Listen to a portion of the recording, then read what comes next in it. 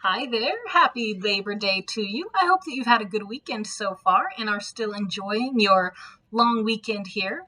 I'm Mary, a librarian at the Claremont Branch Library, and glad to have you joining. It is the second to last day in our reading for Tik-Tok of Oz by L. Frank Baum. We'll be reading 2 more chapters today and finishing up tomorrow with our book and then starting the new book on Wednesday. If you remember in our reading from Friday, Calico was made the new king of the gnomes, and he agreed that he would release Shaggy's brother, who is imprisoned in the metal forest. But they didn't know how to get there, so they followed Ruggedo, the old king of the gnomes, into the secret passage into the metal forest. But when they get to the metal forest, they hear a scuffle and some noises. That's where we're going to pick up today with our reading. In chapter 21, right after they hear the noises in the metal forest. So this is chapter 21, A Bashful Brother.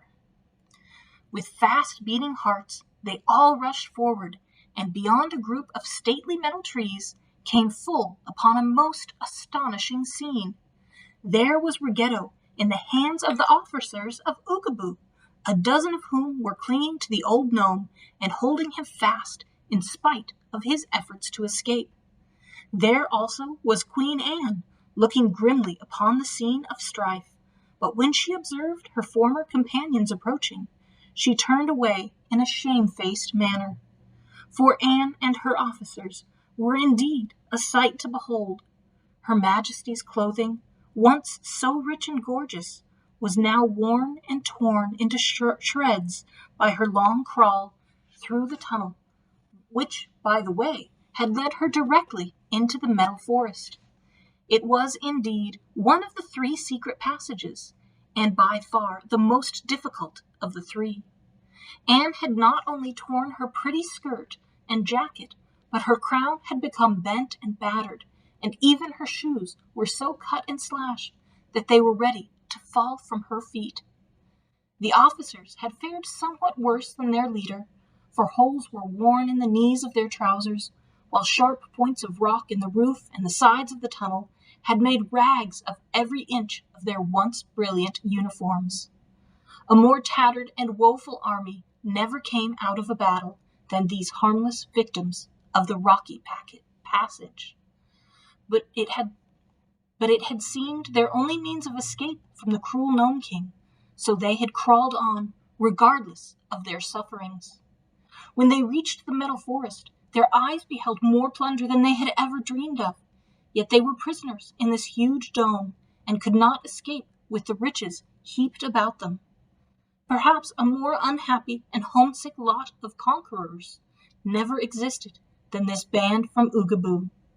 After several days of wandering in their marvelous prison, they were frightened by the discovery that Ruggedo had come among them.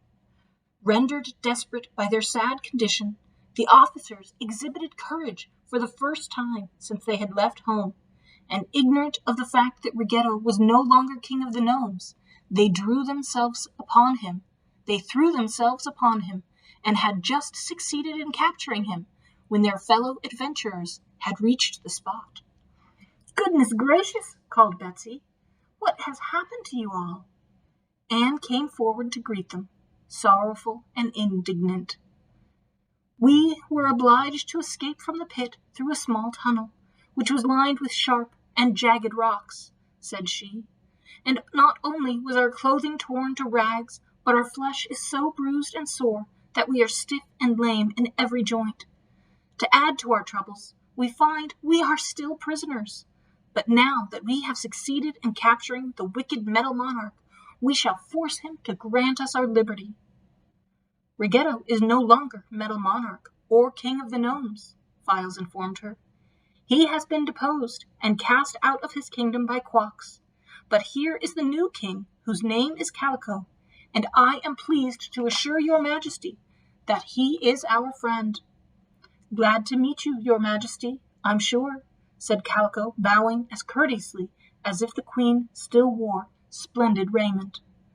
The officers, having heard this explanation, now set Ruggedo free, but as he had no place to go, He stood by and faced his former servant, who was now king in his place, in a humble and pleading manner. "What are you doing here?" asked Calico sternly. "Why, I was promised as much treasure as I could carry in my pockets," replied Ruggedo. "So I am here to get it, not wishing to disturb your majesty." "You are commanded to leave the country of the gnomes forever," declared Calico. "I know, and I'll go as soon as I have filled my pockets," said Ruggedo meekly. "Then fill them and be gone," returned the new king. Ruggedo obeyed. Stooping down, he began gathering up jewels by the handful and stuffing them into his many pockets. They were heavy things, these diamonds and rubies and emeralds and amethysts and the like. So before long, Ruggedo was staggering with the weight he bore, while the pockets were not yet filled. When he could no longer stoop over without falling, Betsy and Polychrome and the Rose Princess came to his assistance, picking up the finest gems and tucking them into his pockets. At last these were all filled, and Ruggedo presented a comical sight, for surely no man ever before had so many pockets, or any at all filled with such a choice selection of precious stones. He neglected to thank the young ladies for their kindness, but gave them a surly nod of farewell, and staggered down the path by the way he had come. They let him depart in silence, for with all he had taken, the masses of jewels upon the ground seemed scarcely to have been disturbed, so numerous were they. Also, they hoped they had seen the last of the dreaded king. "I'm awfully glad he's gone," said Betsy, sighing deeply. "If he doesn't get reckless and spend his wealth foolishly, he's got enough to start a bank when he gets to Oklahoma." "But my brother, my dear brother, where is he?" inquired Shaggy anxiously. "Have you seen him, Queen Anne?" "What does your brother look like?" asked the Queen. Shaggy hesitated to reply, but Betsy said, "He's called the Ugly One. Perhaps you'll know him by that." "The only person we have seen in this cavern," said Anne, "has run away from us whenever we approached him. He hides over yonder, among the trees that are not gold, and we have never been able to catch sight of his face, so I cannot tell you whether he is ugly or not." "That must be my dear brother!" exclaimed Shaggy. "Yes, it must be," assented Calico. "No one else inhabits this splendid dome, so there can be no mistake." "But why does he hide among those green trees instead of enjoying all these glittery golden ones?" asked Betsy. "Because he finds food among the natural trees," replied Calico. "And I remember that he has built a little house there to sleep in. As for these glittery golden trees, I will admit they are very pretty at first sight. One cannot fail to admire them, as well as the rich jewels scattered beneath them. But if one has to look at them always, they become pretty tame." "I believe that is true," declared Shaggy. "My dear brother is very wise to prefer real trees to the imitation ones. But come, let us go there and find him." Shaggy started for the green grove at once, and the others followed him, being curious to witness the final rescue of his long-sought, long-lost brother. Not far from the edge of the grove, they came upon a small hut, cleverly made of twigs and golden branches woven together. As they approached the place, they caught a glimpse of a form that darted into the hut and slammed the door shut behind him. The Shaggy Man ran to the door and cried aloud, "Brother! Brother!" "Who calls?" demanded a sad, hollow voice from within. "It's Shaggy, your own loving brother, who has been searching for you for a long time and has now come to rescue you." "Too late," replied the gloomy voice. "No one can rescue me now." "Oh, but you're mistaken about that," said Shaggy. "There is a new king of the gnomes named Calico in Ruggedo's place, and he has promised that you shall go free." "Free? I dare not go free," said the Ugly One in a voice of despair. "Why not, brother?" asked Shaggy anxiously. "Do you know what they have done to me?" came the answer through the closed door. "No. Tell me, brother, what have they done?" "When Ruggedo first captured me, I was very handsome. Don't you remember, Shaggy?" "Not very well, brother. You were so young when I left home, but I remember that Mother thought you were beautiful." She was right. I am sure she was right, wailed the prisoner. But Rigetto wanted to injure me, to make me ugly in the eyes of all the world. So he performed a wicked enchantment. I went to bed beautiful, or you might say handsome. To be very modest, I will merely claim that I was good-looking, and I awakened the next morning to the homeliest man in the world. I am so repulsive that when I look in the mirror, I frighten myself. Poor brother, said Shaggy softly, and all the others were silent from sympathy. I was so ashamed of my looks, continued the voice of Shaggy's brother, that I tried to hide, but the cruel King Rigetto forced me to appear before all the legion of gnomes, to whom he said, Behold, the ugly one. But when the gnomes saw my face, they all fell to laughing and jeering, which prevented them from working at their tasks. Seeing this, Rigetto became angry and pushed me into the tunnel, closing the rock entrance so that I could not get out. I followed the length of the tunnel till I reached this huge dome, where the marvelous metal forest stands, and here I have remained since. Poor brother, repeated Shaggy, but I beg you now to come forth and face us, who are your friends. None here will laugh or jeer, however unhandsome you may be. No, indeed, they all pleaded. But the ugly one refused the invitation. I cannot, he said. Indeed, I cannot face strangers, ugly as I am. Shaggy Man turned to the group surrounding him. What shall I do? He asked in sorrowful tones. I cannot leave my dear brother here, and he refuses to come out of that house and face us. I'll tell you, replied Betsy. Let him put on a mask. That is the very idea I was seeking, exclaimed Shaggy joyfully. Then he called out, Brother, put a mask over your face, and then none of us can see what your features are like. I have no mask, answered the ugly one. Look here, said Betsy.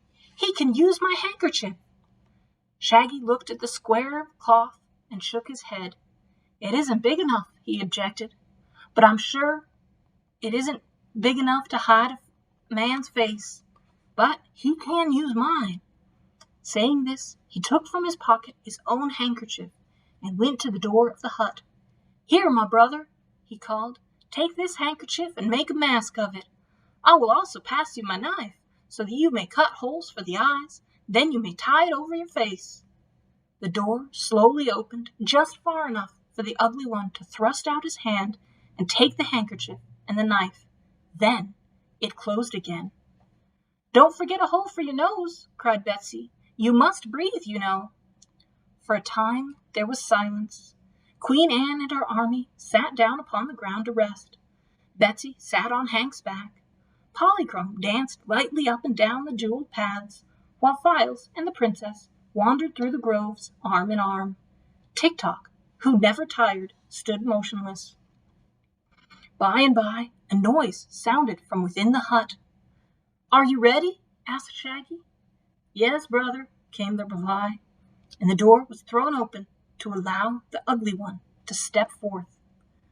Betsy might have laughed aloud had she not remembered how sensitive to ridicule Shaggy's brother was, for the handkerchief with which he had masked his features was a red one covered with big polka dots.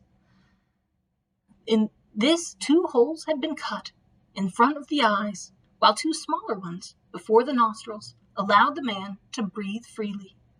The cloth was then tightly drawn over the ugly one's face and knotted at the back of his neck. He was dressed in clothes that had once been good, but now were sadly worn and frayed. His silk stockings had holes in them, and his shoes were stub-toed and needed blackening. But what can you expect, whispered Betsy, when the poor man has been a prisoner for so many years? Shaggy had darted forward and embraced his newly found brother with both arms. The brother also embraced Shaggy, who then led him forward and introduced him to all the assembled company. This is the new Gnome King, he said when he came to Calico. He is our friend, and he has granted you your freedom. That is a kindly deed, replied the ugly one in a sad voice. But I dread to go back to the world in this direful condition, unless I remained forever masked, and my dreadful face would curdle all the milk and stop all the clocks." "Can't the enchantment be broken in some way?" inquired Betsy. Shaggy looked anxiously at Calico, who shook his head. "I am sure I can't break the enchantment," he said. "Ruggedo was fond of magic and learned a good many enchantments that we gnomes know nothing of. Perhaps Ruggedo himself might be able to break the own enchantment," suggested Anne. "But unfortunately, we have allowed the old king to escape." "Never mind, my dear brother," said Shaggy consolingly. "I am very happy to have found you again, although I may never see your face. So let us make the most of this joyful reunion." The Ugly One was affected to tears by this tender speech, and the tears began to wet the red handkerchief. So Shaggy gently wiped them away with the sleeve of his coat. Chapter 22. Kindly Kisses. "Won't you be dreadful sorry to leave this lovely place?" Betsy asked the Ugly One. "No, indeed," he said. "Jewels and gold are cold and heartless things, and I'm sure I would presently have died of loneliness had I not found this natural forest at the edge of the artificial one. Anyhow, without these real trees, I should have soon starved to death." Betsy looked around at the quaint trees. "I don't just understand that," she admitted. "What could you find to eat here?" "The best food in the world," answered Ugly. "Do you see that grove to your left?" he added, pointing out. "Well, such trees as those do not grow in your country or in any other place but this cavern. I have named them hotel trees because they bear a certain kind of table d'hote fruit called three-course nuts." "That's funny," said Betsy. "What are the three-course nuts like?" "Something like coconuts to look at," explained the Ugly One. "All you have to do is pick one of them and then sit down and eat your dinner. You first unscrew the top part and find a cupful of good soup. After you've eaten that, you unscrew the middle part and find a hollow filled with meat and potatoes, vegetables, and fine salad. Eat that and unscrew the next section, and you come to the dessert in the bottom of the nut. That is pie and cake, cheese and crackers, and nuts and raisins. The three-course nuts are not all exactly alike in flavor or contents, but they are all good, and in each one may be found a complete three-course dinner." "But how about breakfasts?" inquired Betsy. "Why, there are breakfast trees for that, which grow right over there. They bear nuts like the others, only the nuts contain coffee or chocolate instead of soup, oatmeal instead of meat and potatoes, and fruits instead of dessert. Sad as has been my life in this wonderful prison, I must admit that no one could live more luxuriously in the best hotel in the world than I have lived here. But I will be glad to get into the open air again and see the good old sun and the silvery moon and the soft green grass, the flowers that are kissed by the morning dew. Ah, how much more lovely are those blessed things than the glitter of gems or the cold gleam of gold." "Of course," said Betsy. "I once knew a little boy who wanted to catch the measles because all the little boys in his neighborhood had 'em, and he was really unhappy because he couldn't catch 'em, try as he would. So I'm pretty certain that the things that we want and can't have are not good for us. Isn't that true, Shaggy?" "Not always, my dear," he replied gravely. "If we don't want anything, we would never get anything good or bad. I think our longings are natural, and if we act as nature prompts, we can't go far wrong." "For my part," said Queen Anne, "I think the world would be a dreary place without the golden jewels." "All things are good in their way," said Shaggy, "but we may have too much of any good thing, and I have noticed that the value of anything depends upon how scarce it is, and how difficult it is to obtain." "Pardon me for interrupting you," said Calico, coming to their side, "but now that we have rescued Shaggy's brother, I would like to return to my royal cavern. Being the king of the gnomes, it is my duty to look after my restless subjects and see that they behave themselves." So they all turned and began to walk through the metal forest to the other side of the great domed cave, where they had first entered it. Shaggy and his brother walked side by side, and both seemed to rejoice that they were together after their long separation. Betsy didn't dare look at the polka-dot handkerchief, for fear that she would laugh aloud. So she walked behind the two brothers and led Hank by holding fast to his left ear. When at last they reached the place where the passage led to the outer world, Queen Anne said, in a hesitating way that was unusual with her, "I have not conquered the gnome country, nor do I expect to do so. But I would like to gather a few of these pretty jewels before I leave this place." "Help yourself, ma'am," said Calico, and at once the officers of the army took advantage of his royal permission and began filling their pockets, while Anne tied a lot of diamonds in a big handkerchief. This accomplished, they all entered the passages the gnomes were going, with the gnomes going first to light the way with their torches. They had not proceeded far when Betsy exclaimed, "Why, there are jewels here too!" All eyes were turned upon the ground, and they found a regular trail of jewels strewn along the rock floor. "This is queer," said Calico, much surprised. "I must send some of my gnomes to gather up these gems and replace them in the metal forest where they belong. I wonder how they came to be here." All along the way, the passage, they found this trail of jewels, but when they neared the end, the mystery was explained. For there, squatted upon the floor with his back to the rock wall, sat old Ruggedo, puffing and blowing as if he was all tired out. Then they realized it was he who had scattered the jewels from his many pockets, which one by one had burst with the weight of their contents as he stumbled along the passage. "But I don't mind," said Ruggedo with a deep sigh. "I now realize that I could not have carried such a weighty load very far, even had I managed to escape from this passage with it. The woman who sewed the pockets on my robe used poor thread, for which I shall thank her." "Have you any jewels left?" asked Betsy. He glanced into some of the remaining pockets. "A few," he said, "but they will be sufficient to supply my wants, and I no longer have any desire to be rich. If some of you will kindly help me to rise, I'll get out of here and leave you, for I know you all despise me and prefer my room to my company." Shaggy and Calico raised the old king to his feet, when he was confronted by Shaggy's brother, whom he now noticed for the first time. The queer and unexpected appearance of the ugly one so startled Ruggedo that he gave a wild cry and began to tremble, as if he had seen a ghost. Who is this?" he faltered. "I'm that helpless prisoner whom your cruel magic transformed from a handsome man into an ugly one," answered Shaggy's brother, with a voice of stern reproach. "Really, Ruggedo," said Betsy, "you ought to be ashamed of that mean trick." "I am, my dear," admitted Ruggedo, who was now as meek and humble as formerly he had been cruel and vindictive. "Then," returned the girl, "you'd better do some more magic and give the poor man his own face again." "I wish I could," answered the old king, "but you must remember that Titty Hoochoo has deprived me of all my magic powers. However, I never took the trouble to learn just how to break the charm I cast over Shaggy's brother, for I intended that he should always stay ugly."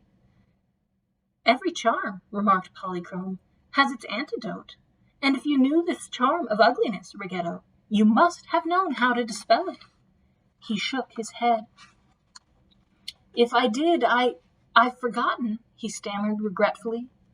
"Try to think," pleaded Shaggy anxiously. "Please, try to think." Ruggedo ruffled his hair with both hands, sighed, slapped his chest, rubbed his ear, and stared stupidly around the group. "I've a faint recollection that there was one thing that would break the charm," said he, "but misfortune has so addled my brain that I can't remember what it is." "See here, Ruggedo," said Betsy sharply, "we've treated you pretty well so far, but we won't stand for any nonsense, and if you know what's good for you, you'll think of that charm." "Why?" he demanded, turning and looking wonderingly at the little girl. "Because it means so much to Shaggy's brother.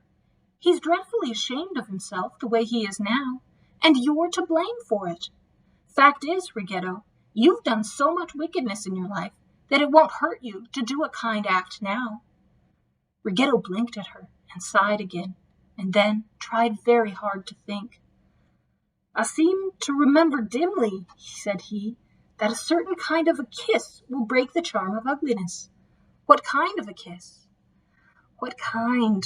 Why, it was either the kiss of a mortal maid or the kiss of a mortal maid who had once been a fairy, or the kiss of one who is still a fairy. I can't remember which, but of course no maid, mortal or fairy, would ever consent to kiss a person so ugly, so dreadfully, fearfully, terribly ugly as Shaggy's brother." "I'm not so sure of that," said Betsy, with admirable courage. "I'm a mortal maid, and if it is my kiss that will break this awful charm, I'll do it." "Oh, you really couldn't," protested Ugly. "I would be obliged to remove my mask, and when you saw my face, nothing could induce you to kiss me, generous as you are." "Well, as for that," said the little girl, "I needn't see your face at all. Here's my plan. You stay in this dark passage, and we'll send away the gnomes and their torches. Then you'll take off the handkerchief, and I'll kiss you." "That's awfully kind of you, Betsy," said Shaggy gratefully. "Well, it sure won't kill me," she replied, "and if it makes you and your brother happy, I'm willing to take some chance." So Calico ordered the torchbearers to leave the passage, which they did by going through the rock opening.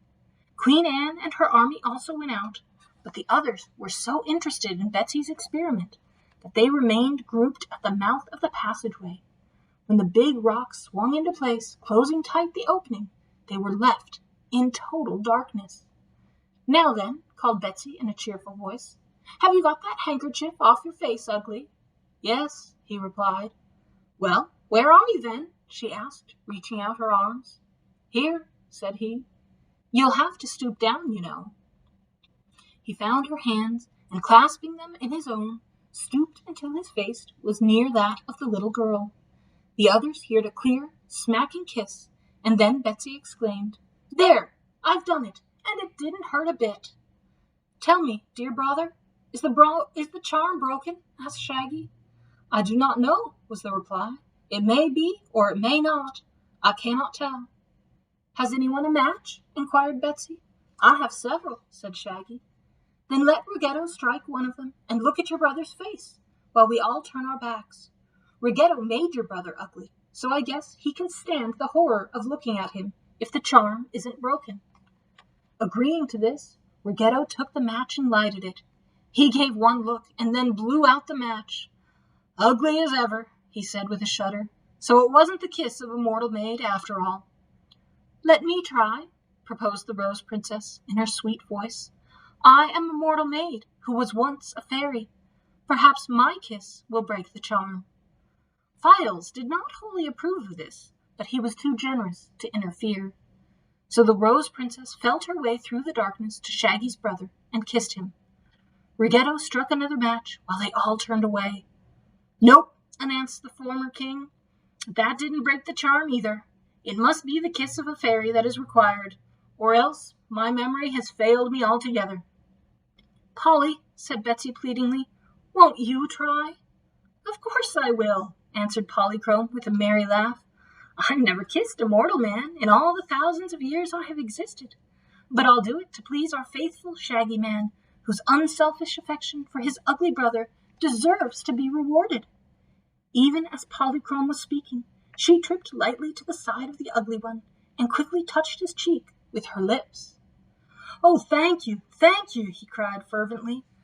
"I've changed this time, I know it, I can feel it. I'm different. Shaggy, dear Shaggy, I'm myself again." Files, who was near the opening, touched the spring that released the big rock, and it suddenly swung backward and let in a flood of daylight. Everyone stood motionless, staring hard at Shaggy's brother, who, no longer masked by the polka-dot handkerchief, met their gaze with a glad smile. "Well," said Shaggy Man, breaking the silence at last, and drawing a long, deep breath of satisfaction, "you are no longer the ugly one, my dear brother. But, to be entirely frank with you, the face that belongs to you is no more handsome than it ought to be." "I think he's rather good-looking," remarked Betsy, gazing at the man critically. "In comparison to what he was," said King Calico, "he is really beautiful. You who never beheld his ugliness may not understand that, but it was my misfortune to look at the ugly one many times, and I say again that in comparison with what he was, the man is now beautiful." "All right," returned Betsy briskly. "We'll take your word for it, Calico. And now let us get out of this tunnel and into the world again." That is the end of our chapter and the end of our reading for today. Hope that you're enjoying the book. We will finish it tomorrow, so we will find out what happens with Betsy, if she goes back to Oklahoma or where she stays, and with the Shaggy Man and his brother reunited, what will happen with them, and Queen Anne and her dreams of conquering the world. So come back tomorrow and see what happens with the rest of the book. Stay cool and enjoy the rest of your Labor Day. Have a wonderful time until tomorrow.